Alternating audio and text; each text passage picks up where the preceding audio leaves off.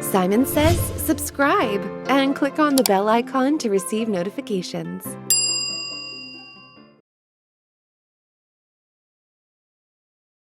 In this video, we'll take a couple minutes to understand exactly what Jira is and what it's used for.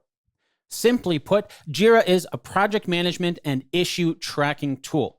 As a fun little fact, the name Jira comes from Gojira, the Japanese name for Godzilla, because the team at Atlassian used a popular bug tracking tool called Bugzilla before developing what we now know as Jira. Now, that was many, many years ago.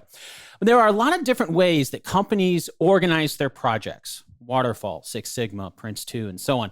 Some of those methodologies or ways of organizing and getting work done are similar. Some of them are quite different from each other. Overall, the methodology a company uses can determine what tool they use to organize everything. And when it comes to Jira, it was built around what is probably the most popular project management method for software developers, Agile. When you're using Jira, it just assumes that your team is using the Agile methodology. Now, I have worked with teams who have used apps or plugins to get Jira to organize things in a different way, like Waterfall. But by default, and without any extended capabilities, Jira itself is an Agile tool. Now, this course is not designed to be a deep dive into Agile methodology, but there are a lot of Agile terms and concepts that we'll come across inside of Jira. So that's why it's important to take the time to understand some core concepts. Now, if you're already familiar with Agile, then great. You can skip over some of the terms and concepts in the next few videos. But if you're new to Agile or want a quick refresher, then I'll see you in the next video where we'll get a crash course on the basics of Agile methodology.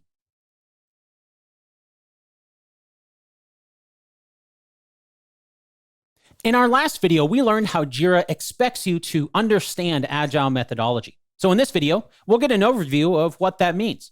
Now, before we begin, I want to point out, this is not going to be an in-depth look at Agile. The purpose of this course is to focus on Jira, but as we just learned in the last video, Jira just assumes that you already know a lot of Agile concepts.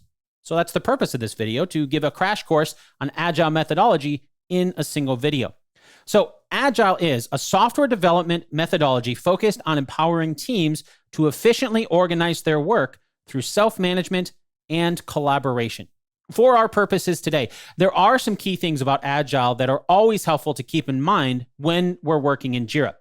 First, the concept of Agile methodology was born in the software development world. So as you might expect, that's why Jira has a lot of tools for software developers. But if you're not a software developer, you might still be using Jira. If you recall, when we learned about the different versions of Jira, there were more versions than Jira Software. And those other versions still use the same concepts born out of Agile methodology and the software development world. So with that in mind, it's probably no surprise that Jira is built for teams. It's not really a personal task management system, but Jira is designed to work best with teams. So there are a lot of great collaboration features that we'll be learning about throughout this course inside of Jira. Now, it might seem like quite a contrast to team-based project management and have self-management in the definition.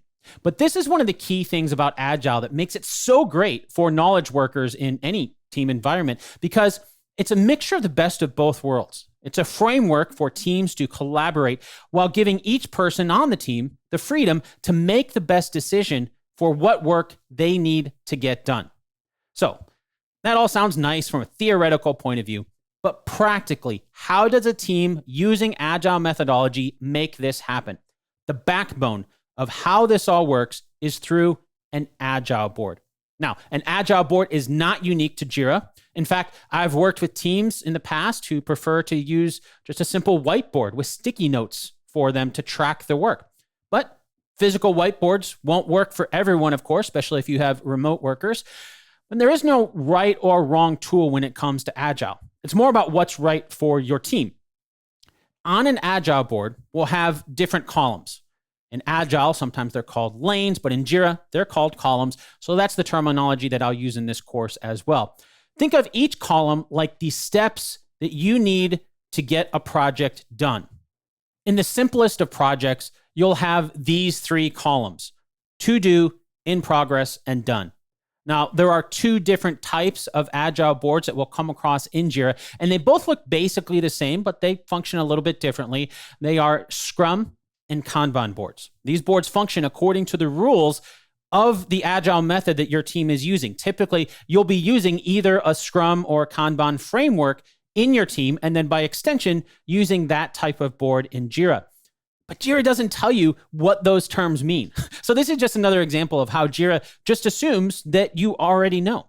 So let's start with an overview of a Scrum board. As a quick side note, each of these frameworks could be entire courses by themselves. But remember, we're focusing on how they're used within Jira. And when it comes to Jira, there's really one key difference between how these frameworks work inside of Jira. And that difference has to do with something called a sprint, which begs the question, what's a sprint?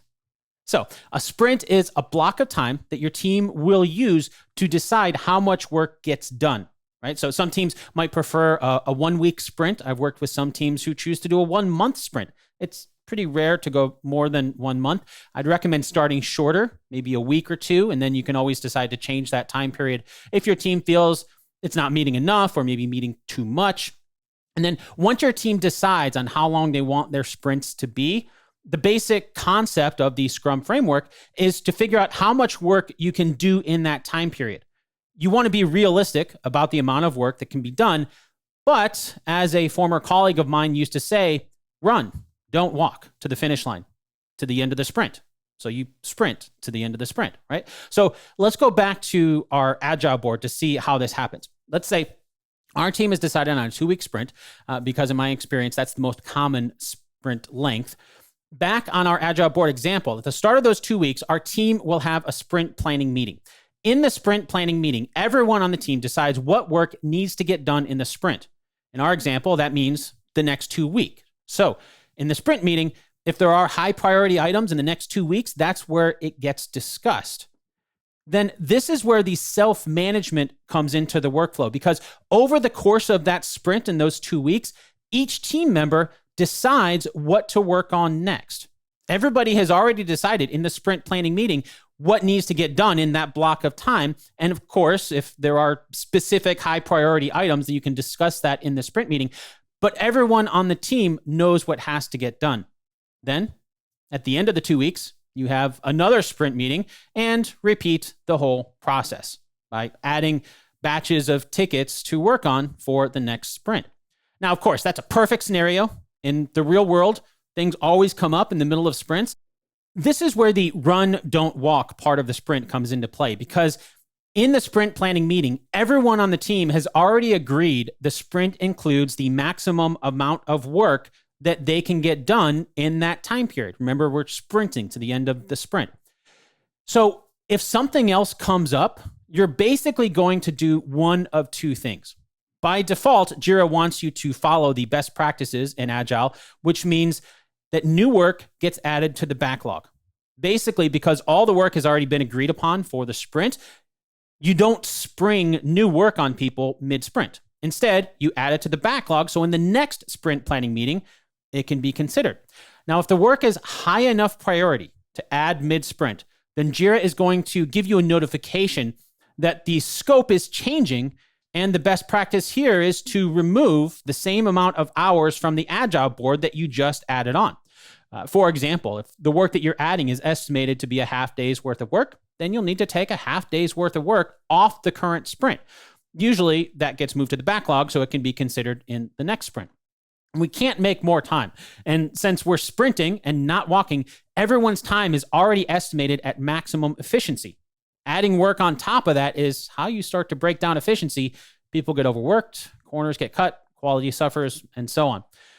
Okay, so that is an example of the Scrum workflow in sprints. If you remember, though, there's another Agile framework that we'll find inside of Jira, and that is the Kanban framework.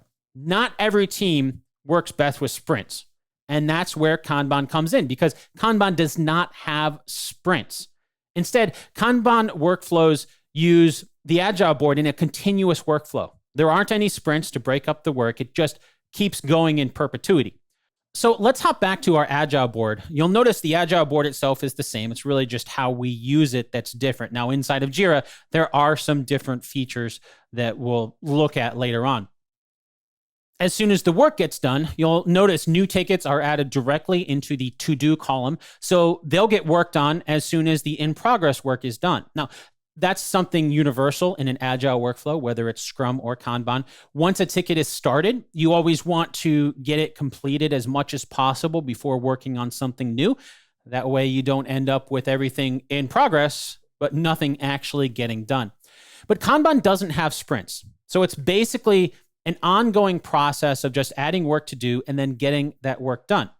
And that brings up stand-ups, because one of the more common questions that I get is how a team using Kanban will know what needs to get done each day if there's no sprint planning.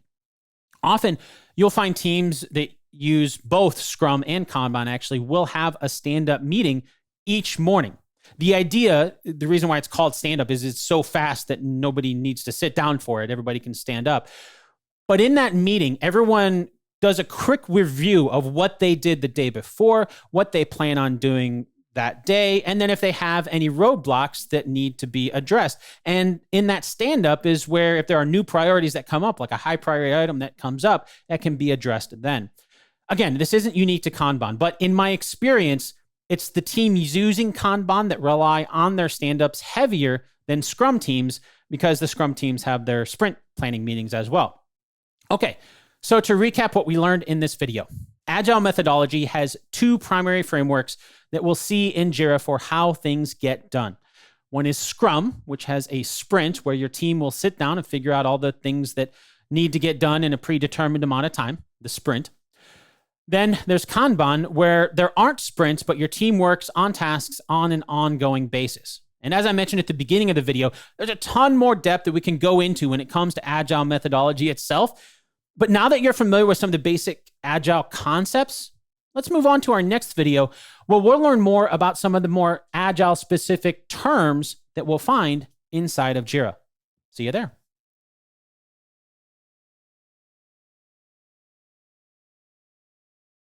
In our last video, we got a crash course of some key Agile concepts. In this video, we'll build on that knowledge by looking at a couple of very important Agile terms that we'll come across a lot inside of Jira: stories and epics. So this screenshot is what it looks like when you create a new issue inside of Jira. And quite honestly, this screenshot right here is one of the most common reasons why I get this question from folks who are new to Jira. It's like a task makes sense, reporting a bug in software makes sense, but what are stories and epics? This is just another example of Jira just assuming you already know Agile terms. So let's start with stories. What this is referring to is a concept inside of Agile methodology called user stories. So a user story goes like this. As a insert type of user, I want insert the goal that user wants, so that the reason the user wants that goal. This is why it's called a user story, because in Agile, a user story follows this basic formula for, well, telling a user story. So here's an example user story. As a website user, I want a dark mode switch so that I can reduce eye strain in low light environments. If you think about it, adding the dark mode functionality requires more than just changing the background color of the website. You have to change all the various font colors, create new icons perhaps, and graphical elements for the site, basically building out a CSS theme that'll get enabled when the user turns on dark mode. Then you have to build the toggle switch itself, and where on your website should that be placed? What will the switch look like? These are all just things that are part of adding a dark mode. Another key thing is remembering what each user's preferences are, because if I'm a user who toggles dark mode and then I close the website, if I come back to the site later, it's just normal to expect that dark mode is still enabled. Can you imagine how annoying it'd be if we had to toggle dark mode every single time we came back to a website? So that's why user stories are a great way to help organize all of this, because In just these examples, we're talking about front-end work to design what the dark mode looks like, and some back-end work to implement the cookies that store user preferences. So instead of trying to break down all the details of everything that's involved in dark mode for your organization's website, a user story like this can save a lot of time while also making sure that everyone is on the same page about what the end user wants. And then as the designer or developer, maybe a little bit of both, it's then your job to figure out the best way to get that done. So here's another example of how flexible user stories can be to help everyone get on the same page and look at things from the end user's point of view. As a homeowner, I want a kitchen faucet with a pull-out spray so that I can easily clean larger dishes. This is obviously a very different industry, but it's another example of how a user story can be helpful to determine what sort of features will help the end user achieve their goal, right? So we can see this example of a kitchen faucet here. Since the story mentions the end user wants to be able to clean larger dishes, when everyone knows that's the end goal, it can be easier to come up with ideas to help the end user do that goal even better. Like this example of a pull-out spray that adds a toggle button for spray modes to help clean dishes easier. As I mentioned earlier, this is more of an agile term, but since Jira is an agile tool, that's why you'll find story as the default issue type inside of Jira. Now, to be honest, in my experience, working with a wide range of teams in Jira, not all teams follow that formula every single time. But the goal is to capture what the end user wants. So it's more than just creating a to-do list of tasks, right? Because you're focusing on what is that end goal, which, by the way, Jira also lets you create tasks. So that actually lets you keep the stories as actual user stories separate from the tasks. And we'll learn more about organizing all of these different issue types as we dig into Jira. But before we do that, I wanted to move on to another agile term that we'll see, and that is the epic issue type. So in a nutshell, if you think of a hierarchical relationship between stories and epics, you'll have epics as the parent and stories as the children.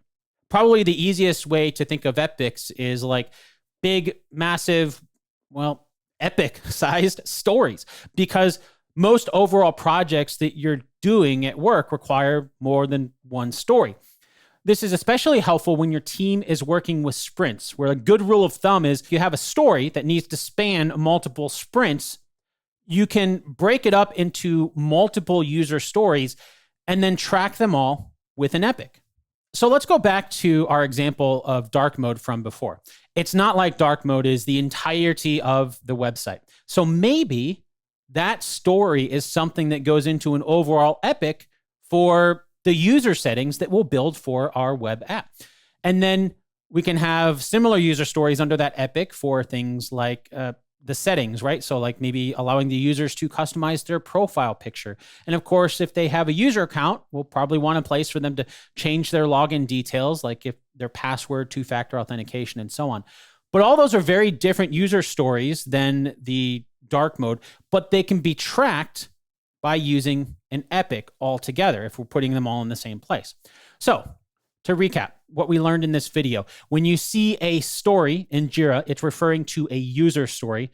Then user stories can be children of an epic, which helps us track all of our stories efficiently.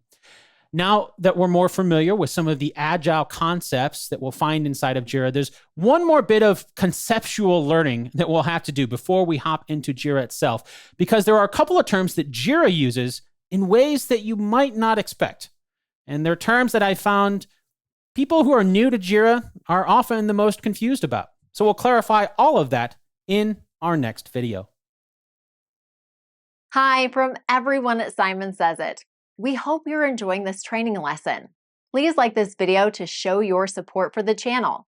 If you want to take your learning further, earn a certificate for this course, and gain access to over 200 courses ad-free, click up there and go to simonsaysit.com. Thanks for watching, and back to the course. In this video, we'll clarify what Jira means when it's using the terms issues and projects in the interface. because it's probably not what you think. So let's start with issues, because you might have heard me using it already as we're learning about some of the Agile terms in Jira. For all the data we need to track inside of Jira, they are stored in issues.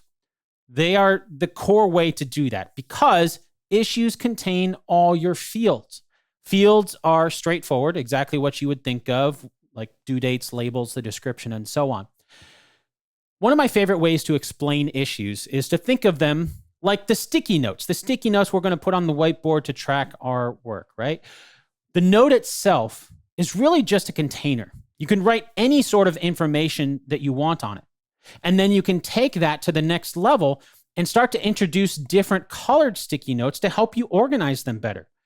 Now, if you think of each sticky note like it's an issue in Jira, you can do the exact same sort of thing to help organize your issues.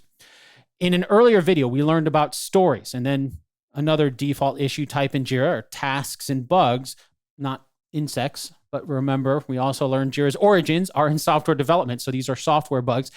Later in the course, we'll learn how we can actually create our own custom issue types, but Jira comes with some of these pre-installed. And then just like you can write whatever you want on the sticky notes that contain all your data, in Jira, these issues contain fields which we can configure in Jira to be different depending on the issue type. So maybe on our stories, we've got a simple summary, description, and who it's assigned to. But then maybe for bugs, we want to track the operating system and the browser where the bug was found. And for our tasks, maybe we need to add a due date and priority level so that we can track those. All of this is customizable, of course, but it gives you an idea for what Jira means when it's talking about issues and how you can have different fields on different issues. And that brings us to projects. As I mentioned earlier, projects in Jira are not really what you think of when you think of a project at work. By that, what I mean is that when you start a new project at work, that doesn't necessarily mean you're going to start a new project in Jira. So maybe we'll have a project for our web app that includes both stories and bugs, so those can get reported. But our marketing team doesn't need bugs in their project, so maybe instead we'll have stories and tasks for them. And then one of the benefits of organizing it this way is what we just learned earlier. Those different issue types can contain different fields. One of the reasons for that is because inside the project is where you determine the types of issues that you'll have. Now, if you look at this example, the story issue type in the web app project has a due date field that the marketing team's story issue type doesn't track because maybe they don't need that field. So it's just extra for them.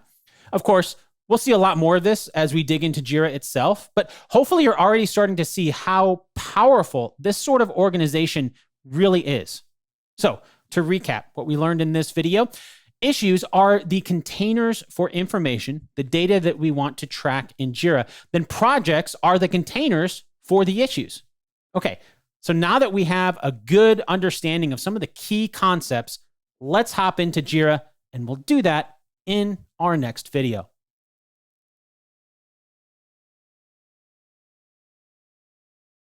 In this video, we'll start getting familiar with Jira by looking at its interface. Now, when you first log in, by default, Jira will send you to this area called Your Work. We can change that default, of course, but for now, let's just focus on understanding how the interface is laid out before we go in and make a bunch of changes.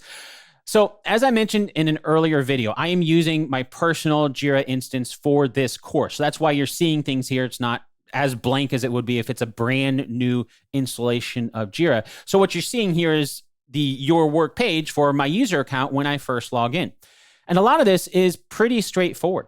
Up here, we have our recent projects. So this is going to update to show the recent projects that we visited or the ability to view all projects that we have access to. Then if you recall, issues live within the projects. So all this down here are the issues from different projects. You can see the project name that this issue lives in. You can see there's the project. That's the issue living inside of that project, one that we've worked on recently. And then we can also see everything that we viewed recently in Jira here. Now, you'll notice these are not just issues, right? So we have a couple issues in here, it looks like. But there's also things like our projects or filters or dashboards or boards. You can see the name of what that entity is right here at the bottom. Right? And we're going to be looking at each of those features throughout this course, but just know that if you viewed something and you're wondering where it was to get back to it, this can be a great place to go do that. And then any issues assigned to the current user, that's pretty straightforward. And then we have our starred items. So starred items in Jira is the terminology that it uses for basically favorites, and they work like you would expect any type of favorite functionality to work. Just know that if you see the ability to star something, that's adding it to your starred items here. And also at the top menu, you can see these are filters right here, right? So up here at the top, we have a lot of these same filters that are starred up here in our top menu. And that leads us right into our top menu navigation, because this top menu is really where we're going to be doing most of our navigating in Jira, and then everything else underneath it's going to update depending on what we choose.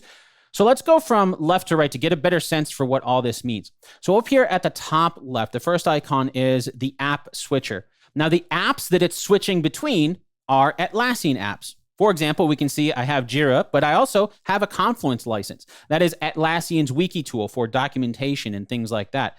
So using the app switcher is how we can hop between them. Now, we're not going to be covering Confluence or Bitbucket in this course. We're just going to be focusing on Jira. But here is where you can hop between whatever Atlassian apps you have access to. And if you're linked with multiple different instances, you'll see those in here too. So these are some of my consulting clients. So I can't hop in those for privacy reasons. We learned about that earlier in this course as well. But just know if you have access to different instances, then you'll find those in the app switcher as well. Now, in my case, since this is my personal Jira instance, that's why I put my company logo up here. But by default, you'll just see the Jira logo until your Jira admin changes that. And if you are the Jira admin, we'll look at how to change that later on in this course as well. What it does when you click on it, though, can change. Basically, what it does is it takes you back to your homepage. And as we learned, by default, your homepage is the Your Work page up here. It'll take you right back to the Your Work page right now because that's my default. So if you ever get lost, always click on the logo to get back home. Now, one quick thing I want to point out before we go any further is that Jira's navigation is probably one of the biggest differences that you might have on your end from what I'm seeing here. And this is an example of what Jira looked like back in 2019. And just before I took this screenshot back then, in 2018, Jira's menu used to be more along the left-hand side instead of the top like it is now. And I know that's a while ago, 2018, 2019. But as we learned in previous video about the different versions of Jira, depending on your organization's license to Jira, it's possible that you're using an older version. You'll notice there's not even a Your Work section in the menu. And that's because that's a feature that didn't exist back in 2019. So you're not going to see Your Work if you're using an older version before then. And as I mentioned, I've worked with clients who are still using versions that old. So I just want to point that out as an example of what some of the differences might be if you're using an older version. But let's move on to the main menus in today's most recent version.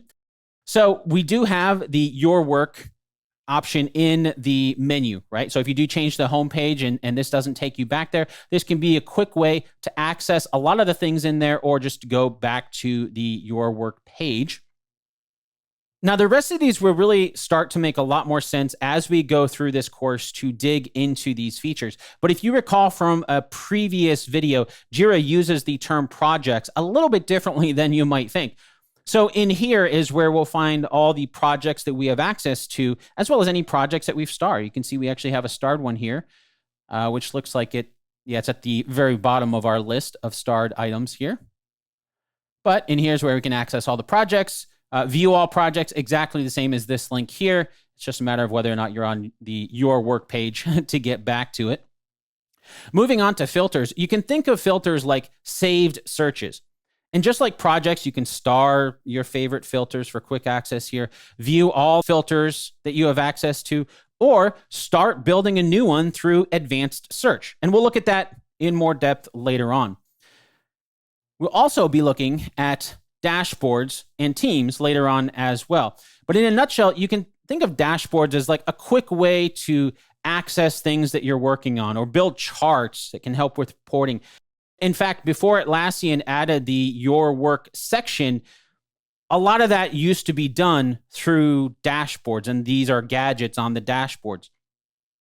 So with dashboards, you can also share them with your team, though. So a common use that I've seen for dashboards now is to let multiple teams have a single dashboard that everyone sees whatever sort of thing you want them to track, maybe the bugs that are coming in, so they can get a high-level view on things like bug counts and how they're being completed.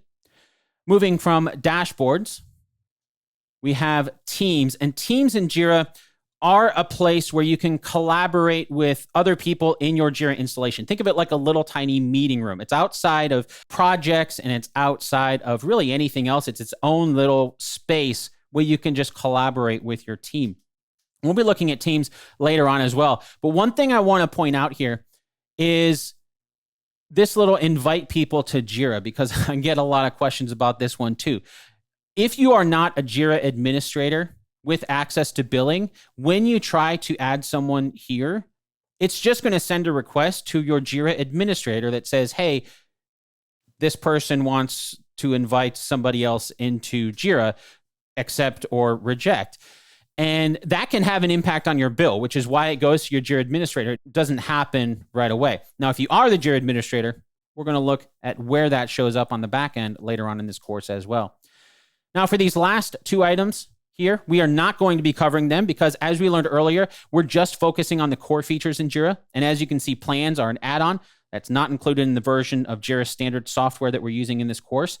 And as I also mentioned earlier, we're not going to be looking at any of the extra third-party apps available here, but you can see them right here. And the reason we're not covering, there's just so many apps you can see, so many apps in here, and each one of these could be its own course. And since you can mix and match, there's really no way for me to know which apps your organization has or needs. So we're just sticking with the core fundamentals of Jira first. And if you do have apps that you're using in your organization that you'd like to see some training on in the future, by all means, let me know. So that is the main menu navigation in Jira here. To the right of the menu, we have the Create button. Keyboard shortcut for that is C for Create. And we'll be doing a lot of creating of issues in this course. So, of course, we're going to come back to this screen here and get a better understanding of that. To the right of the Create button, we have Search. So over here, just the search box itself is extremely powerful, as you can see. And again, we're also going to be using a lot more of this in this course. But I do want to point out, if you hover over this, you can see the keyboard shortcut for search is the / key on your keyboard. Creating and searching for issues will be things that you do a lot in Jira. So I would recommend getting used to using those shortcuts, C for create and / for search, to very quickly be able to access these things that you're going to be using a lot inside of Jira. Moving along, we have notifications, and these are pretty straightforward. You'll start seeing some numbers pop up in here when you have notifications, like when someone comments on an issue that you're watching, or when someone tags your username somewhere in Jira. And this is just a quick way to hop to wherever those notifications come from. Next to the notification, we have Atlassian's help documentation. And I want to point this out because if at any point as you're following along with this course, if something doesn't make sense, then make use of this. Atlassian has some super detailed and incredibly helpful documentation that can answer just about any question that you have. And if it doesn't, then Atlassian's support team is amazing. Now, even though I am not associated with Atlassian at all, I have interacted with their support team a lot over the years. And they've been really helpful to either fix a problem or even just be someone to bounce ideas off for the best practices on how to set up and organize something inside of Jira. Next to the help, we have our settings. Now, in here, you will find all the settings that you have access to. So, for example, if you're a user, you're going to have the settings for just your account and not a lot of the Jira administration settings. Right? So I am logged in as a global Jira administrator, so I see a lot more settings than somebody who is not an administrator will do. And of course, we'll be going through these settings a lot in this course as well. Last, but certainly not least, On the far right over here, we have our personal settings, changing things like our profile picture, maybe switching between the light and dark side, right? So we can change a lot of these settings. And in here, you can see this is where we can come in and change our Jira homepage. So if we want this to be dashboards instead of your work, we can do that. And now if I click on this, it's going to go to the dashboards instead of the your work page. Of course, we can always get back to that by going back to that in the menu there. Okay, so that is a look at the user interface here in Jira. And of course, as you've seen throughout this video, as we choose things from the navigation up top, as you would expect, the primary work area of Jira will change to be whatever it is you pick. And we'll get very familiar with all those different areas in Jira. But for now, I would encourage you to take some time between videos to click around in here just to start getting accustomed to where things are and how the interface changes when you click around. And don't worry, you can always get back to your homepage by clicking on your Jira Installations logo up here at the top. But with that, we've come to an end of this section. If you're not a subscriber, click down below to subscribe so you get notified about similar videos we upload. To see the full course that this video came from, click over there. And click over there to see more videos from Simon Says It.